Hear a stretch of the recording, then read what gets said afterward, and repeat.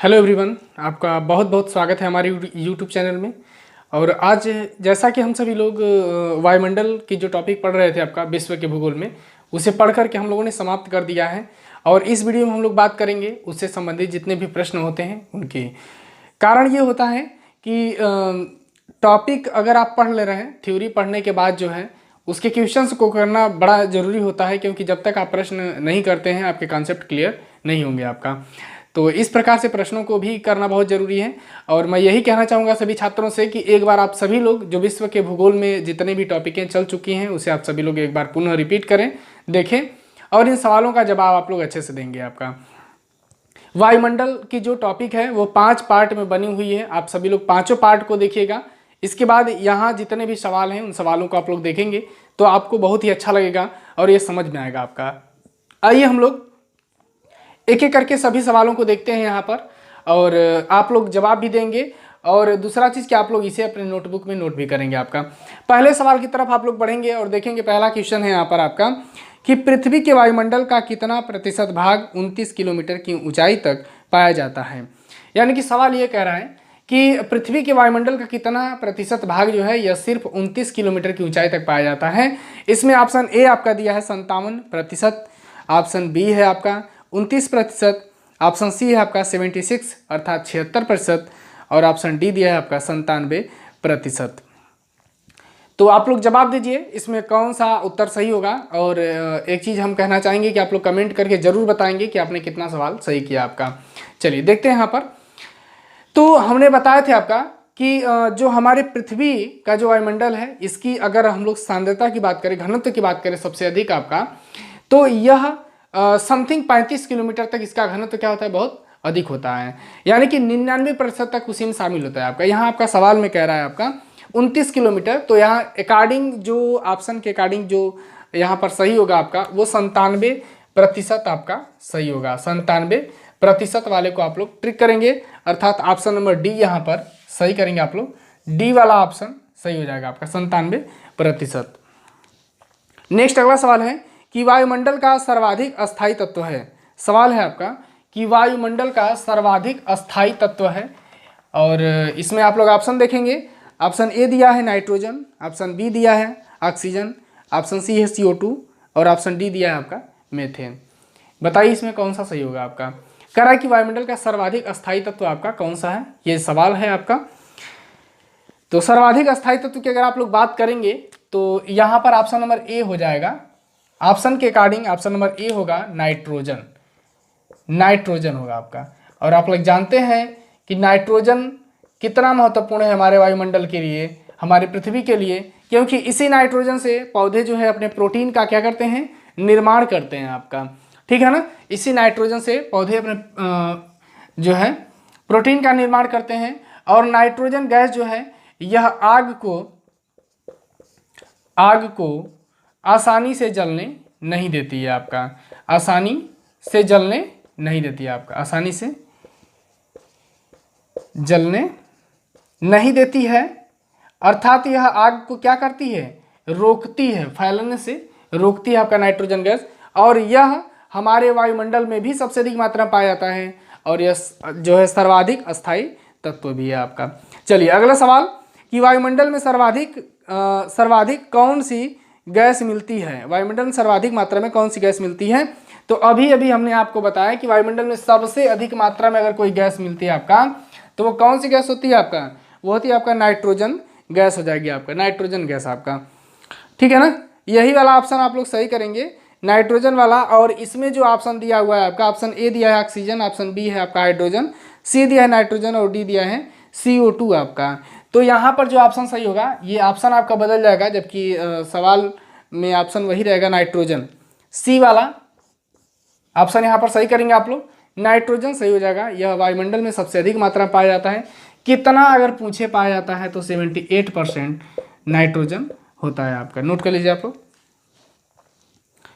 अगला सवाल कि वायुमंडल में सर्वाधिक मात्रा में विद्यमान अक्रिय गैस कौन सी है। अब देखिए सवाल ये कह रहा है कि सबसे अधिक मात्रा में पाई जाने वाली अक्रिय गैस कौन सी है।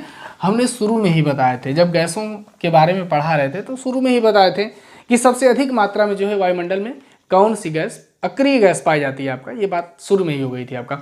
तो आज सवाल भी आपके सामने है कि वायुमंडल में सबसे अधिक मात्रा में जो है वो कौन सी अक्रिय गैस विद्यमान है, इसका जवाब आप लोग देंगे आपका। ऑप्शन ए दिया है आर्गन, ऑप्शन बी है क्रिप्टॉन, और ऑप्शन सी दिया है हीलियम, और ऑप्शन डी दिया है आपका नियॉन। तो हमने शुरू में ही बताए थे कि इसमें जो ऑप्शन सही होगा ये ऑप्शन नंबर ए आपका सही होगा, आर्गन। यहाँ पर आप लोग सही करेंगे, आर्गन आपका सही हो जाएगा। 0.93% जो है आपका 93% आपका पाया जाता है आपका, ठीक है ना, याद रखिएगा। अगला सवाल है आपका कि वायुमंडल मुख्यतः गर्म होता है। बहुत ही महत्वपूर्ण सवाल है ये, और ये कठिन सवाल भी माना जाता है कि वायुमंडल मुख्यतः गर्म होता है, ठीक है। वायुमंडल जो है मुख्यतः गर्म होता है, ये जैसे ही सवाल देता है आपका तो बहुत सारे बच्चे जो है इसको गलत कर देते हैं। तो यहाँ पर ऑप्शन ए दिया है कि सूर्य की सीधी किरणों से, ऑप्शन बी दिया है पृथ्वी से विकिरण द्वारा, ऑप्शन सी है पृथ्वी के अंदर की उष्मा से, और ऑप्शन डी दिया है पृथ्वी की गति के घर्षण से। अब इसमें जो ऑप्शन ट्रिक करते हैं बच्चे, वो सूर्य की सीधी किरणों से वाला जो ऑप्शन है यहाँ पर, उसी को सब बच्चे ट्रिक कर देते हैं, और यहाँ पर सवाल जो होता है वो गलत हो जाता है आपका। तो आप लोग बताएंगे एक बार पुनः कि इसमें कौन सा ऑप्शन सही होगा आपका इस सवाल में। बहुत ही डिफिकल्ट सवाल है आपका। चलिए, तो इस सवाल का जो उत्तर है आपका वो पृथ्वी से विकिरण द्वारा होगा, अर्थात ऑप्शन बी वाला यहाँ पर सही करेंगे आप लोग। बी वाला यहाँ पर सही होगा आपका। और कौन सा ऑप्शन है इसमें बी वाला? पृथ्वी से विकिरण द्वारा आपका, पृथ्वी से विकिरण द्वारा, विकिरण द्वारा, यानी कि यह सूर्य से सीधे किरणों के आने से वायुमंडल गर्म नहीं होता है, जबकि जब वो किरणें हमारे पृथ्वी पर पड़ती हैं तो पृथ्वी से जब जो है विकिरण रिफ्लेक्ट होती है तो उसी से हमारा वायुमंडल क्या होता है, गर्म हो जाता है आपका, ठीक है। तो यहाँ पर ऑप्शन नंबर बी वाले को आप लोग सही करेंगे। बी ऑप्शन से होगा, पृथ्वी से विकिरण द्वारा जो है ये होता है, इसको आप लोग ठीक करिए। अगला है कि निम्नलिखित में से कौन सी गैस ग्रीन हाउस प्रभाव के लिए उत्तरदायी है। पूछ रहा है कि ग्रीन हाउस गैस आप किसे कहेंगे, ठीक है। और ग्रीन हाउस प्रभाव किसे कहते हैं ये मैंने शुरू में ही बताए थे, आप लोग जा कर के वहाँ पे वीडियो देखेंगे, जो थ्योरी वाली वीडियो है तो वहाँ पर आपको मिलेगा। आपका सवाल है आपका कि निम्नलिखित में से कौन सी गैस ग्रीन हाउस प्रभाव के लिए उत्तरदायी है। इसमें ऑप्शन ए दिया है आपका क्लोरीन, ऑप्शन बी दिया है CO2, और ऑप्शन सी दिया है ऑक्सीजन, और ऑप्शन डी दिया है हाइड्रोजन। बताइए इसमें कौन सा सही होगा आपका। ग्रीन हाउस गैस पूछ रहा है आपका, तो हमने बताया था आपका कि ग्रीन हाउस गैस के लिए उत्तरदायी होती है वो, यहाँ पर ऑप्शन के अकॉर्डिंग CO2 होगी, अर्थात कार्बन डाइऑक्साइड आपका ये ग्रीन हाउस प्रभाव के लिए उत्तरदायी है। और हमने बताए थे कि ग्रीन हाउस प्रभाव जो है आपका, पृथ्वी का औसत तापमान बढ़ जाना जो है ग्रीन हाउस प्रभाव कहलाता है आपका। तो CO2 की बढ़ती मात्रा जो है ये इसके लिए मुख्यतः उत्तरदायी है। नेक्स्ट अगला सवाल आप देखिए स्लाइड पर कि वायु में नाइट्रोजन का प्रतिशत कितना है। सवाल है आपका, मैंने शुरू में ही बता दिए थे लेकिन सवाल भी आ गया तो आप लोग देख लीजिए कि वायु में नाइट्रोजन का प्रतिशत कितना है। और इसमें ऑप्शन ए दिया है आपका 0.94%, ऑप्शन बी है 0.03%, ऑप्शन सी है 78.03, और ऑप्शन डी दिया है 85.02 आपका। तो यहाँ पर बताएंगे कौन सा ऑप्शन सही होगा। यहाँ पर नियर अबाउट सब दिए हुए हैं ऑप्शन, आपको बताना है कि कौन सा यहाँ पर सही होगा आपका। तो ध्यान दीजिएगा, यहाँ पर जो ऑप्शन सही होगा वो ऑप्शन नंबर सी वाला आप लोग सही करेंगे, क्योंकि सी वाला समथिंग मिल रहा है आपका। तो सी वाले को आप लोग ट्रिक करेंगे, और सी वाला दिया क्या है आपका, तो 78.03%, 78.03% यहाँ स्लाइड पर आप लोग देखिए, ठीक है। यह नाइट्रोजन की मात्रा होती है आपका। अगला है कि वायुमंडल को क्षोभ मंडल, संताप मंडल आदि परतों में विभाजित करने का मुख्य आधार क्या है। अर्थात कहने का मतलब ये है कि वायुमंडल को जो है अलग अलग परतों में जो है वो कैसे बांटा गया है आपका, विभाजित करने का मुख्य आधार क्या है आपका, किस प्रकार से वायुमंडल को अनेक परतों में जो है बांटा गया है, ये सवाल आपसे पूछ रहा है आपका। यहाँ पर ऑप्शन ए देखेंगे आप सभी लोग, ऑप्शन ए दिया है आपका तापमान के आधार पर, ऑप्शन बी है वायुदाब, ऑप्शन सी दिया है संघटन, और ऑप्शन डी दिया है आपका घनत्व के आधार पर। आप लोग बताएंगे कि इसमें कौन सा ऑप्शन सही होगा आपका। चलिए इसका उत्तर दीजिए आप लोग, ये बहुत ही इंपॉर्टेंट है आपका। तो यहाँ पर जो सही उत्तर होगा आपका कि वायुमंडल को क्षोभ मंडल, संताप मंडल आदि परतों में विभाजित करने का मुख्य आधार क्या है, तो इसका मुख्य आधार जो है बच्चों वो तापमान है आपका। तापमान के आधार पर इनको अलग अलग परतों के रूप में बांटा गया है, अर्थात ऑप्शन नंबर ए यहाँ पर सही हो जाएगा आपका। तापमान को आप लोग ट्रिक कर लीजिए, तापमान के आधार पर जो है इनको अलग अलग परतों के रूप में बांटा गया है आपका। नेक्स्ट अगला सवाल है कि क्षोभ मंडल की धरातल से औसत ऊंचाई लगभग कितनी है। अगले सवाल को देखेंगे कि क्षोभ मंडल की धरातल से औसत ऊंचाई कितनी है। क्षोभ मंडल की धरातल से औसत ऊंचाई लगभग कितनी है, और हमने बताया था औसत ऊंचाई का मतलब ये होता है कि अधिक और कम के बीच का एक रेशियो होता है जिसे हम लोग औसत कहेंगे आपका। तो समथिंग जो मिलेगा वही होगा आपका। इसमें ऑप्शन ए है आपका 8 किलोमीटर, ऑप्शन बी दिया है 14 किलोमीटर, ऑप्शन सी दिया है 18 किलोमीटर और ऑप्शन डी दिया है आपका 22 किलोमीटर आपका। तो हमने बताया था कि क्षोभ मंडल की जो ऊंचाई होती है आपका वो 8 से 18 किलोमीटर होती है आपका। कितनी होती है? 8 से 18 किलोमीटर होती है आपका। दूसरा चीज़ कि 8 से 18 किलोमीटर ये ध्रुवों पर होती है और विषुवत रेखा पर जो है 18 किलोमीटर होती है। 8 किलोमीटर ध्रुवों पर है आपका। तो एक बात ध्यान दो आप सभी लोग कि 8 और 18 अधिकतम है, 8 से 18, तो बीच में अगर आप लोग देखेंगे तो 14 मिल रहा है, अर्थात ये ऑप्शन नंबर बी वाला आप लोग ठीक करेंगे। ऑप्शन बी यहाँ पर सही हो जाएगा 14 किलोमीटर। अगला सवाल देखिए आप लोग स्लाइड पर। निम्नलिखित में से किस मंडल को संवहन मंडल भी कहा जाता है? निम्नलिखित में से किस मंडल को संवहन मंडल भी कहा जाता है? ये बहुत ही महत्वपूर्ण सवाल है। कह रहा है कि संवहन मंडल जो है वो किस मंडल को कहा जाता है, और हमने शुरू में ही सारी बातों को लिखवा दिए थे, 5वें वाले पार्ट में सब है आपका। इसमें ऑप्शन ए दिया है आपका क्षोभ मंडल, ऑप्शन बी दिया है संताप मंडल, ऑप्शन सी दिया आयन मंडल और ऑप्शन डी दिया है आपका मध्य मंडल। तो बताइए आप लोग इसमें कौन सा ऑप्शन सही होगा आपका? संवहन मंडल किसे कहते हैं? इसमें ऑप्शन नंबर ए वाला जो है आपका क्षोभ मंडल, क्षोभ मंडल यही वाला सही होगा आपका। क्षोभ मंडल को जो है संवहन मंडल कहते हैं, क्योंकि संवहन जो धाराएं होती हैं वो क्षोभ मंडल की सीमा तक ही आपका सीमित रह जाती हैं आपका, तो इसलिए इसे संवहन मंडल भी कहते हैं। और इसी क्षोभ मंडल को जो है आपका अधोमंडल भी कहते हैं। इसको क्या कहते हैं? इसको अधोमंडल, इसको अधोमंडल कहते हैं, या इसी को क्या कहते हैं आपका परिवर्तन मंडल भी कहते हैं। परिवर्तन मंडल, परिवर्तन मंडल कहते हैं आपका, और इसी को जो है आपका संवहन मंडल के नाम से भी जानते हैं आपका।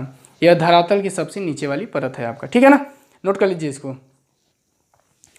अगला सवाल है कि क्षोभ मंडल की धरातल से अधिकतम ऊंचाई है।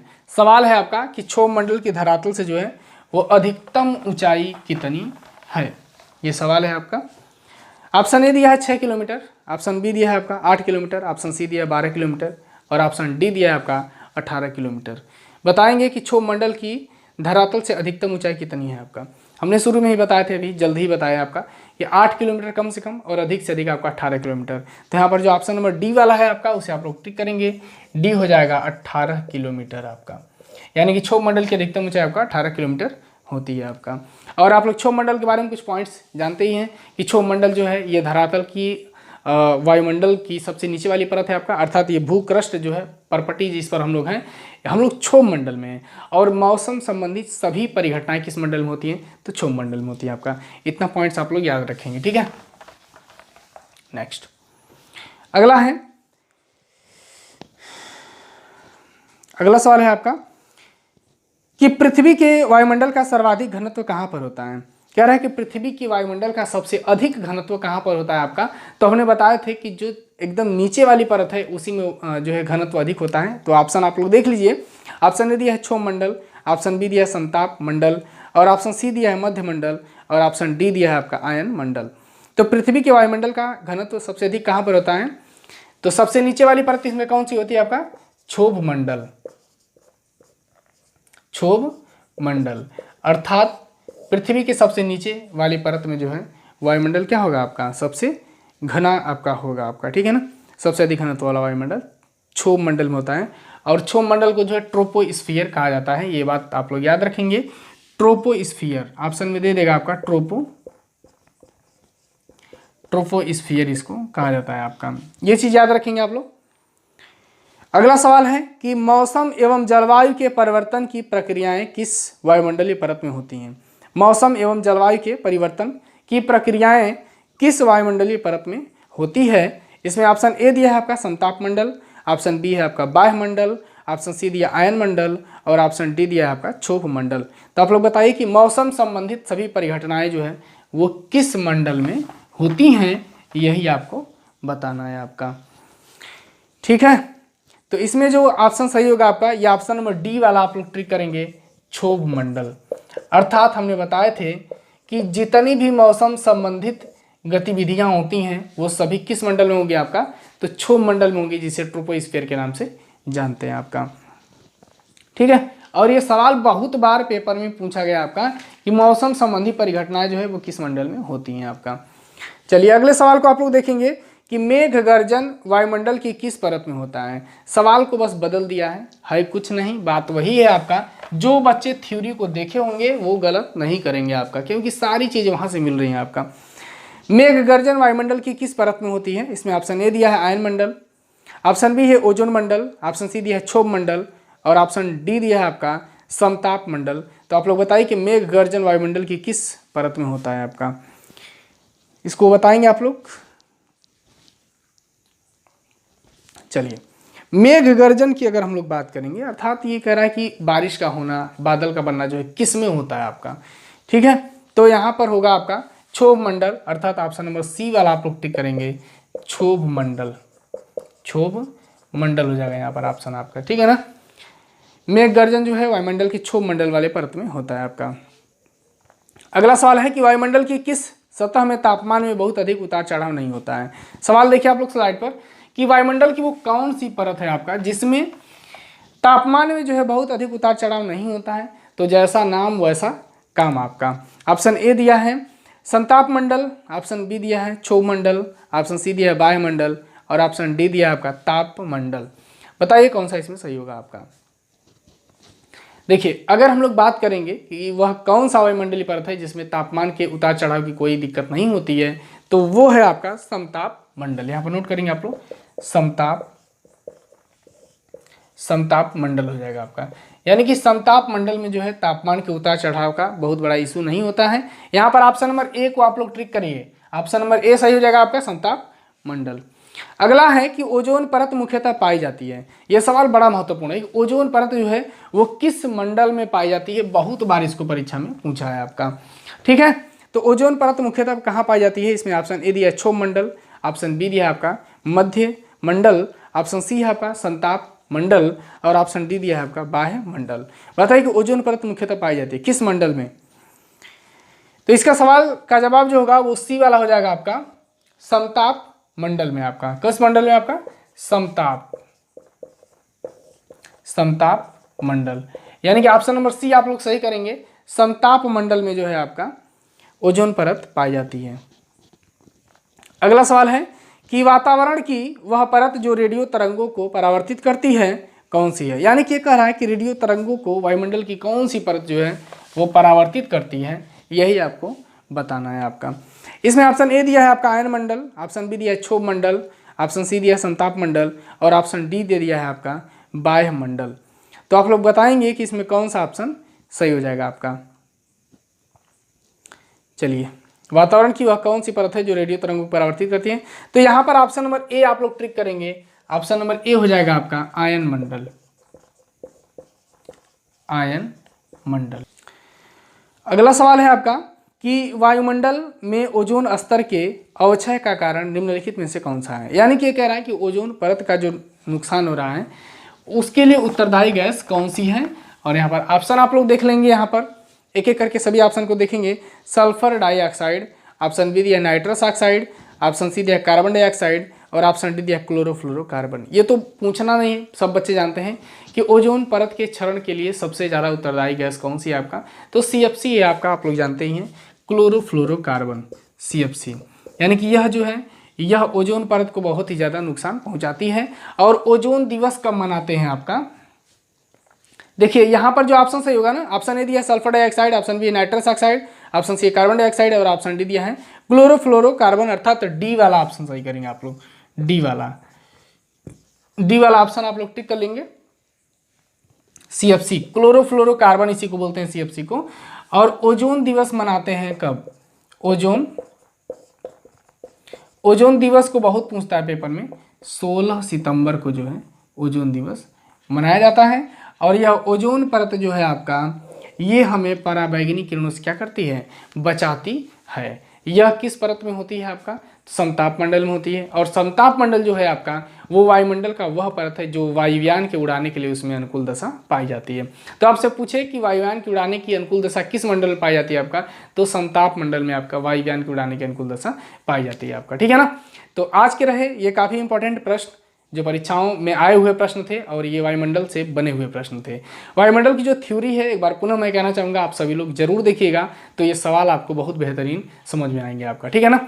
तो आई होप कि आप सभी लोग ये सारे सवालों को समझ गए होंगे, और ये आज की वीडियो आप लोगों को काफ़ी पसंद आई होगी आपका, ठीक है।